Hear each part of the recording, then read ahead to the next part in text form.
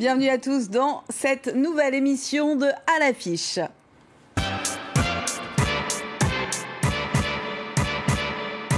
Danse, rap, graphe et mode, la culture hip-hop s'expose à l'Institut du monde arabe à Paris, avec pour directeur artistique Akhenaton.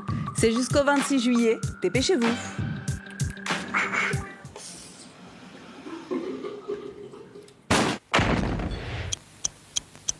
César du meilleur film en 1995, prix de la mise en scène à Cannes. Le film La Haine a fêté son 20e anniversaire. Une suite pourrait voir le jour. On est retourné à la cité de la Noé à Chanteloup-les-Vignes sur les lieux du tournage.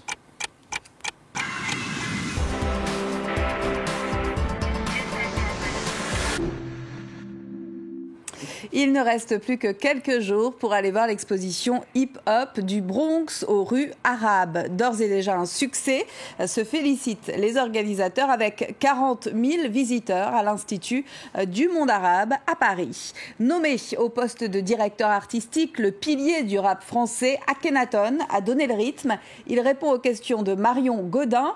Pour l'emblématique leader du groupe IAM, le rap est une culture d'autodidacte où la tolérance prime et où les femmes ont toute leur place. Une certaine vision d'un hip-hop ouvert sur le monde.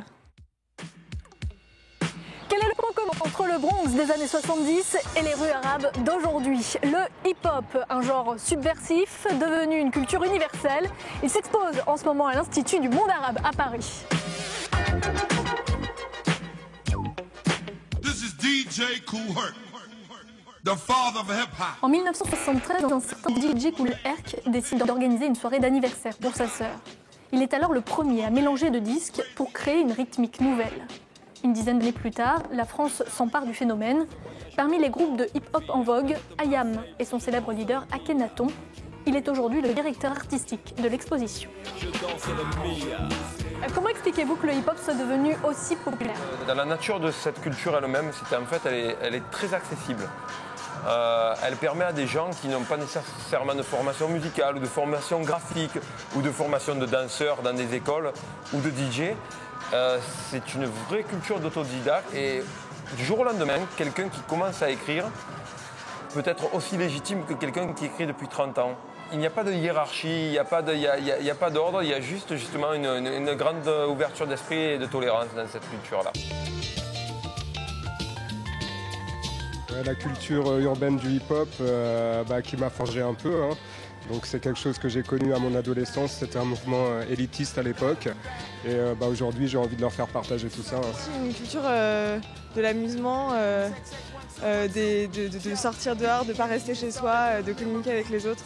Non, il n'y a pas d'hip-hop idéal. Il y a des gens qui sont en costume cravate et qui sont hip-hop, et les gens qui sont en survêtement qui ne sont pas hip-hop. Hip-hop, c'est un état d'esprit.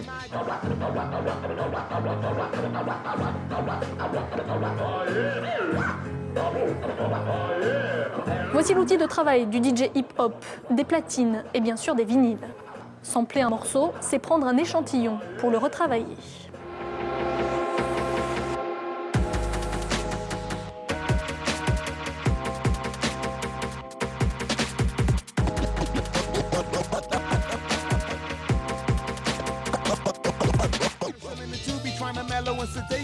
All about the faker and the cops run up on us and leave RIP tagged on the street corners and it's real. These herbs think freedom is a bill for real. The science said these cats unreal when we start. Le hip-hop, ce n'est pas seulement un style de musique, c'est aussi un style vestimentaire. Casquette, t-shirt, basket et les femmes dans tout ça. La femme est présente sur l'affiche. J'ai volontairement voulu avoir l'œuvre de Noé Tout, qui est une femme arabe qui porte tous les aspects de la culture dans ses cheveux et dans son beau visage, dans son regard.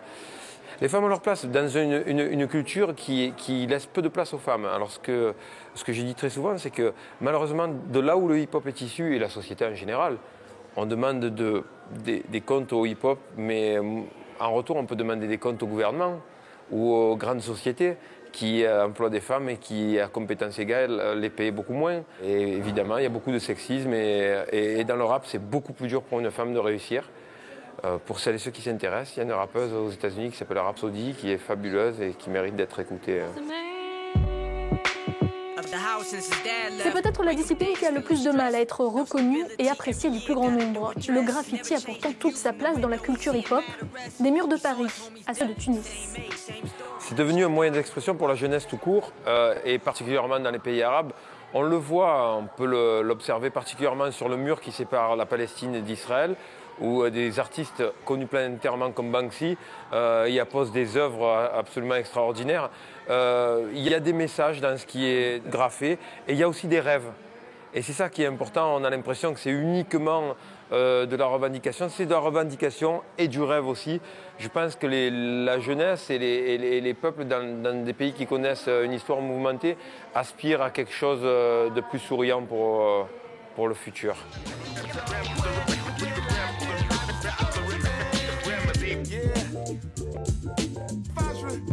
Le hip-hop comme porte-parole de la jeunesse de génération en génération. L'exposition est à voir jusqu'au 26 juillet prochain.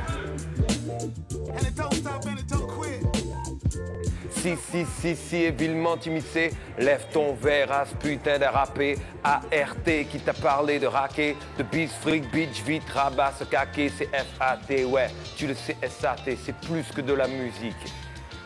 France 24. Le 31 mai 1995, il y a 20 ans, La haine, un ovni cinématographique apparaissait sur les écrans français. Le jeune réalisateur Mathieu Kassovitz racontait l'histoire de 3 jeunes d'une cité en banlieue parisienne au lendemain d'une nuit d'émeute les opposant à la police. Catherine Clayford, Hélène Gainsford et Renaud Lefort sont partis sur les traces d'un film qui a marqué toute une génération et qui continue de faire parler de lui. Une suite serait même envisagée. Jusqu'ici, tout va bien. Mais l'important, c'est pas la chute. C'est l'atterrissage. Une réplique culte, une caméra survoltée et un clin d'œil appuyé à Robert De Niro dans Taxi Driver. C'est à moi qui parle, putain! C'est à moi que tu parles comme ça, mec!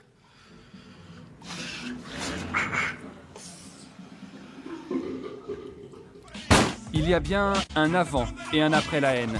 Avec ce film, les Français découvrent la réalité des banlieues défavorisées. Pour l'une des stars de ce trio Black Blamber, c'était avant tout un coup de gueule. Quoi? Un calibre de keuf, là, c'est chaud! C'est arrivé très naturellement comme un cri, non? Comme un cri d'alarme. Un film de jeunes, fait par des jeunes, pour les jeunes, sans aucun plan de marketing, à part d'être le plus respectueux, le plus honnête et le plus juste possible. En 1993, Mathieu Kassovitz a La haine. Il manifeste dans un rassemblement pour Makome Boloé, 17 ans, né au Zaïre, tué par un policier dans un commissariat du 18e arrondissement de Paris. Son film est un hommage. Il y avait la volonté de Mathieu qui était fondamentale, qui était de faire un film qui ait un impact un tout petit peu comme un reportage, comme un documentaire, qui à l'époque était peut-être un peu plus en noir et blanc que maintenant. Voilà, il y avait ça. De faire un mélange entre réalité et fiction. Une formule qui marche, prix de la mise en scène à Cannes, 3 Césars, dont celui du meilleur film.